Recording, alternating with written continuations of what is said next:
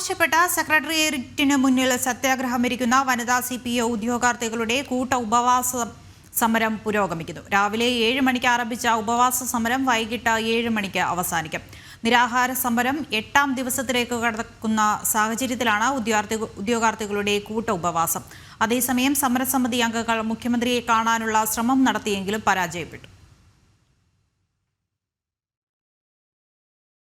ഉപ്പുകലിൽ നിവർന്നു നിന്നും മുട്ടിട്ടിഴഞ്ഞും പ്ലാവിലെ തൊപ്പിധരിച്ചും കയ്യിൽ കർപ്പൂരം കത്തിച്ചുമെല്ലാം പ്രതിഷേധിച്ചതിന് പിന്നാലെയാണ് കൂട്ടമായി ഉപവസിക്കുന്നത്.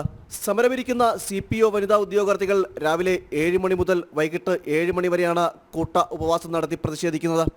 നിരാഹാര സമരം 8ാം ദിവസത്തിലേക്ക് കടക്കുന്ന സാഹചര്യത്തിലാണ് ഉദ്യോഗാർത്ഥികളുടെ കൂട്ട ഉപവാസം.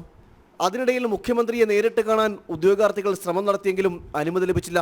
ഇന്ന് ചേർന്ന മന്ത്രിസഭാ യോഗത്തിലും ഉദ്യോഗാർത്ഥികൾക്ക് പ്രതീക്ഷയുണ്ടായിരുന്നു. റാങ്ക് ലിസ്റ്റ് കാലാവധി അവസാനിക്കാൻ ഇനി 9 ദിവസം മാത്രമാണ് ബാക്കിയുള്ളത്.